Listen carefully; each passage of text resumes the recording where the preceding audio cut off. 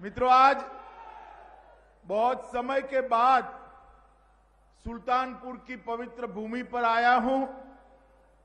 प्रभु श्री राम के पराक्रमी पुत्र कुश ने इस नगरी को बसाया था। यहीं पर हनुमान जी ने कालनेमी का वध किया था और यहीं पर वाल्मीकि, दुर्वासा और वशिष्ठ जैसे महामुनियों ने तप और संशोधन का कार्य किया था। यह भूमि क्रांतिवीर सचिंद्रनाथ बख्शी जी की भूमि है और यही भूमि के आसपास निषाद समाज के आराध्य श्रृंगवेरपुर के राजा महाराजा घुराज निषाद राज की भी स्मृति है। मित्रों, आज मैं यहां आया हूं तो 3 दिन से मैं उत्तर प्रदेश के जनपद जनपद में जाता हूं। जहां भी जाता हूं ऐसा ही भीड़ दिखाई पड़ता है। जहां तक नजर पहुंचे मुंड ही मुंड दिखाई पड़ते हैं। मैं कोई लंबी बात करना नहीं चाहता मित्रों। उत्तर प्रदेश के आने वाले चुनाव में उत्तर प्रदेश की जनता के सामने 2 ही विकल्प हैं, एक सपा, बसपा और कांग्रेस। ये तीनों इकट्ठा होकर आ जाए तो भी हमें कोई परेशानी नहीं है, क्योंकि ये तुष्टीकरण करने वाली जातिवादी पार्टियां कभी भी उत्तर प्रदेश का कल्याण नहीं कर सकती। सालों तक सपा बसपा का बुआ बबुआ का राज रहा। मुझे बताओ भाई, विकास के काम हुए थे क्या? जोर से बोलना, हुए थे क्या? गरीब के घर में बिजली पहुंची थी क्या? गरीब को घर मिला था क्या? गरीब के घर के अंदर गैस का सिलेंडर पहुंचा था क्या? गरीब को 5 लाख तक का कार्ड मिला था क्या? कोरोना काल में फ्री ऑफ कॉस्ट वैक्सीन देने जैसी व्यवस्थाएं थी क्या? 2 साल तक हर घर में हर व्यक्ति को 5 किलो मुफ्त राशन देने की व्यवस्था थी क्या? ये बुआ बबुआ नहीं कर सकते, ये नरेंद्र मोदी जी ही कर सकते हैं मित्रों। नरेंद्र मोदी 5 साल के अंदर पूरे प्रदेश को बदलने का काम इस प्रदेश के मुख्यमंत्री आदरणीय योगी जी ने किया है। मित्रों, आज मुझे बताइए, हम नारा लगाते हैं अब की बार भाजपा 300 पार होगा या नहीं होगा? जोर से बोलिए, होगा या नहीं होगा? तो मैं एक बार बुलाता हूं, बोलिए, अब की बार, अब की बार, अब की बार। बहुत सारे युवा है मित्रों, क्रिकेट की गेम में अच्छा बल्लेबाज होता है ना, फुल टॉस गेंद आती है तो चौका लगाता है या नहीं लगाता है? लगाता है या नहीं लगाता है? मुझे बताओ, 2014 में भाजपा जीता या नहीं जीता? 17 में कौन जीता? जोर से बोलो, 17 में कौन जीता? 19 में कौन जीता? अब चौका लगाने के लिए 22 में कौन जीतेगा? मित्रों, अभी 2 दिन पहले ही हमारे श्रद्धेय प्रधानमंत्री अटल बिहारी वाजपेयी और महामना पंडित मालवीय जी की जयंती गई है। वाजपेयी जी ने यूपी के लिए एक स्वप्न देखा था। वो स्वप्न को प्रधानमंत्री मोदी जी और मुख्यमंत्री योगी जी पूरा करने के रास्ते पर चले हैं। एक यात्रा लेकर 5 साल तक विकास का अनुष्ठान किया है। और मित्रों, इस समाजवादी पार्टी जिसने कार सेवकों पर गोली चलाई थी या नहीं चलाई थी? कार सेवकों पर डंडे चलाए थे या नहीं चलाए थे? जो मंदिर बनने देना नहीं चाहते हैं। अखिलेश बाबू, जितना दम हो रोक कर देखो, मोदी जी ने भूमि पूजन कर दिया है। देखते देखते अयोध्या में रामलला का गगनचुंबी मंदिर बनने जाने वाला है। आप नहीं रोक सकते। औरंगजेब के जमाने से बाबा विश्वनाथ का दरबार सुना सुना दिखता था। अभी कुछ दिन पहले मोदी जी ने विश्वनाथ कॉरिडोर बनाया, देखा है ना सबने टीवी पर, देखा है ना।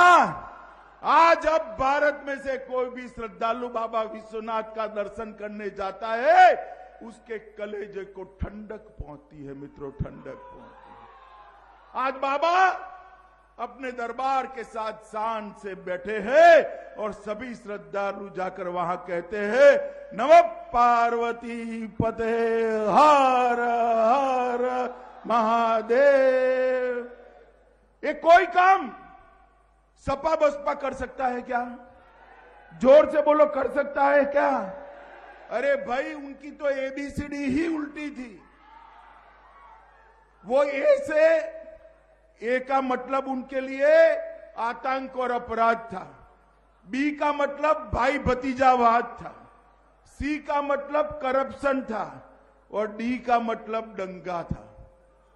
अभी अभी एक इत्र के समाजवादी व्यापारी पकड़े गए हैं। अखिलेश जी को बहुत मचलन हो रही है, क्यों रेट डालते हो, क्यों रेट डालते हो? घर में से कितना रुपया निकला मालूम है? 250 करोड़ रुपया निकला, 250 करोड़ रुपया। अखिलेश जी, ये रुपया कहां से आया, जरा हिसाब दीजिए। देना चाहिए नहीं देना चाहिए? देना चाहिए नहीं देना चाहिए? हमें कहते हैं रेड मत करो। मोदी जी ने तय किया है भ्रष्टाचार करने वालों की कानी पाई भी उल्टी कर कर जनता के खजाने में वसूल कर दी जाएगी। मित्रों, उत्तर प्रदेश ने 5 साल में 10 अंतर्राष्ट्रीय विश्वविद्यालय बनाए, 30 मेडिकल कॉलेज बनाई, 28 इंजीनियरिंग कॉलेज बनाए। इसके साथ साथ निषाद राज की एक भव्य स्मारक श्रृंगवेरपुर में बन रहा है। 4.5 साल में 90 लाख ओबीसी बच्चों को उन्होंने स्कॉलरशिप देने का काम किया और नरेंद्र मोदी सरकार ने ढेर सारे विकास के काम किए। और मैं जब 2017 में प्रचार करने आता था, तब कहता था उत्तर प्रदेश को हम सुरक्षित बनाएंगे। हंसते थे लोग, ये पत्रकार मित्र भी हंसते थे। मगर आज देखिए साहब, जनता को पलायन करने वाले गुंडे खुद पलायन कर रहे हैं। उत्तर प्रदेश के अंदर किसी की हिम्मत नहीं है मां बेटी बहन के सामने नजर उठाकर देखने की। ऐसा राज यहां भारतीय जनता पार्टी की सरकार ने किया है। गुंडे खुद सरेंडर कर रहे हैं। मित्रों, हम संसद के अंदर एक बिल लेकर आए। बिल क्या था? धारा 370 हटाने का। मुझे बताओ भाई सुल्तानपुर वालों, धारा 370 को हटाना चाहते हो या नहीं चाहते हो? हटानी चाहिए या नहीं हटानी चाहिए? ये अखिलेश, सपा, बसपा, कांग्रेस, कम्युनिस्ट, सारे विरोध कर रहे थे। क्यों भाई? मैं आप सबको अभी भी बताता हूं, हमारा प्रण था कि 370 को समाप्त करेंगे। 5 अगस्त 2019 को मोदी जी ने ये प्रण को पूरा कर धारा 370 को समाप्त कर दिया है। और आज हमारा कश्मीर भारत का अभिन्न अंग बना है। आतंकवाद पूरी तरह से नाबूद हो, इस प्रकार से वहां विकास की बयार जा रही है। मित्रों, ये सुल्तानपुर के अंदर 24 घंटा बिजली देने का काम शुरू हो गया है।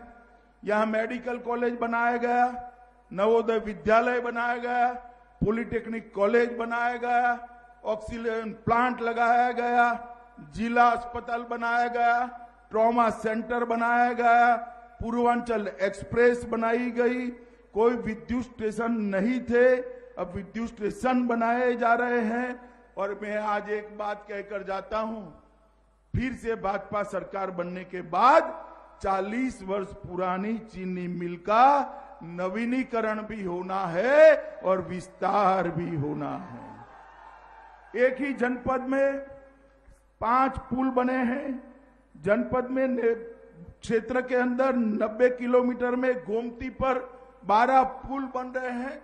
विकास के इतने सारे काम एक 7 साल में नरेंद्र मोदी जी के नेतृत्व में हो रहे हैं।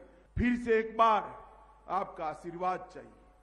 आपका आशीर्वाद मिला तो उत्तर प्रदेश को हम देश में नंबर 1 राज्य बना कर देंगे, नंबर 1 राज्य।